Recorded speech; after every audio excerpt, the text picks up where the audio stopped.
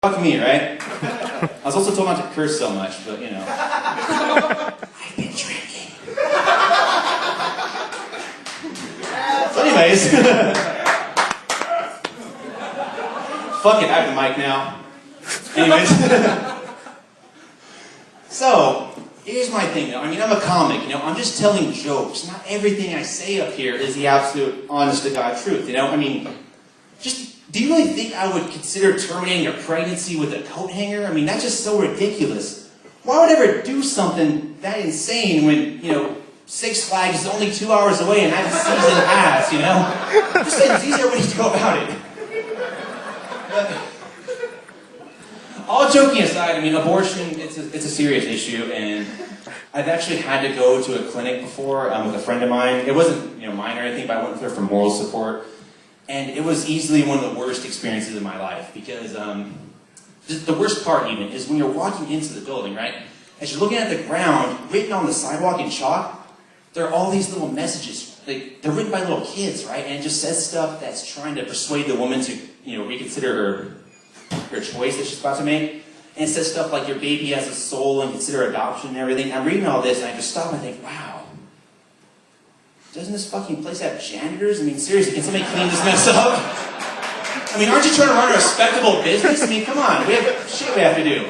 But then I thought about it, and if they did have janitors, they probably had a way bigger mess to clean up on the inside anyways. Just saying.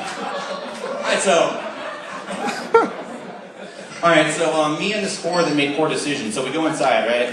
And, so we go inside the fucking place, and then right away, I see a sign that says no children allowed, which could mean many things, but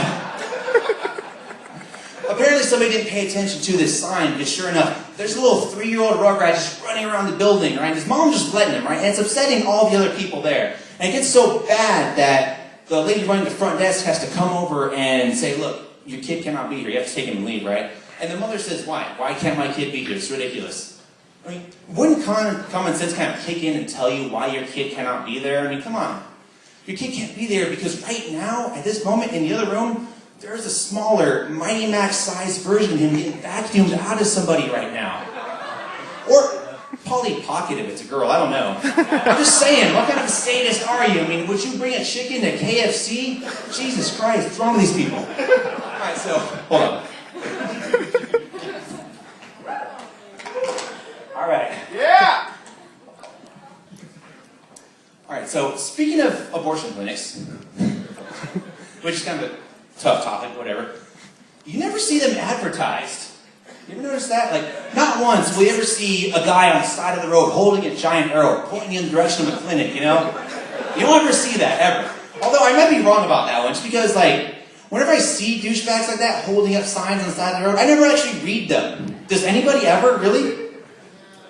Right, exactly. Nobody fucking does. Whenever I see a dude holding a giant arrow, I usually look at him and think, wow, his life must fucking suck. And I go about my day, you know? Although, whenever I see a homeless dude, I always read their signs every time. Just because I have to know how sad their story is and whether it's sad enough to warrant me give them my hard-earned money or not, you know? So that got me thinking, why don't we combine these two concepts, right? Why don't we use the homeless for advertising, all right? Think about this. They could use the money, they have no dignity left, and they already have sign-holding experience. I mean, it works out for everybody. I'm just saying, if I ever saw a homeless dude hold up a sign, you know, pointing me in the direction of a chicken shack, you know what? I would fucking go. And I'd feel like I'm finally contributing to society for once. You know, I'd feel proud of myself. All right, 2 more seconds. Alright, so, as you can no doubt tell, I'm kind of a huge nerd, right? You probably figured that out on your own already, just by looking at me. Exactly, I don't know what you said, but I support it. Oh, you said Monster Squad, didn't you? That's right. Best 80s kids movie ever. Check it out. It's fucking awesome. They fight all the Universal monsters. It's badass. I'm telling you, look it up. Add it to your Netflix. Anyways, back to the set. So, now I'm off topic. You fucked me up. You fucked me up. Oh, right. So I'm a nerd. Right. You guys figured that out. And all my friends, they're all pretty nerdy too. And Whenever we all hang out, we tend to talk about nerdy shit like we do, right? And one of the things that comes up the most between us is we talk about time travel a lot, right? And we talk about what we would do if we could go back in time, like what things we would change and all that, right? Whenever I ask my friends about it, they usually say the same thing. They say, well, if I go back in time, I would go back to high school and redo that, except for knowing what I know now, and I would apply that to then. And whenever they say that, I think it's kind of weird, you know, because, well, I should explain why they say that. See, back in high school, we weren't really getting laid that much, right? So they figure if they could magic their way back in time somehow, they could change all that and start actually getting laid, right?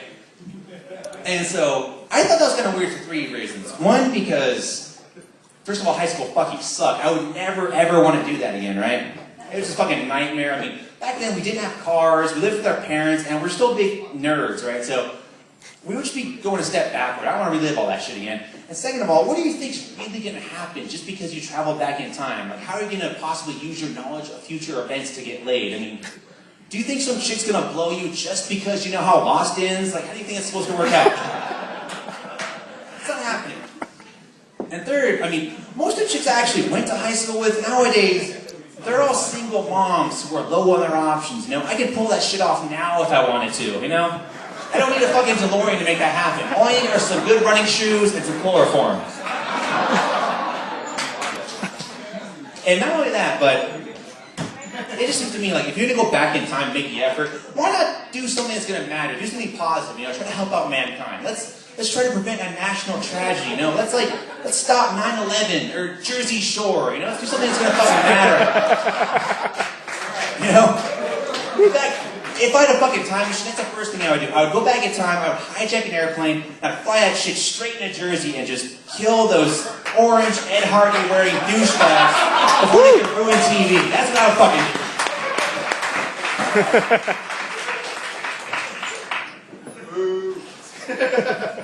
Thank you guys for believing in the cause. Alright, so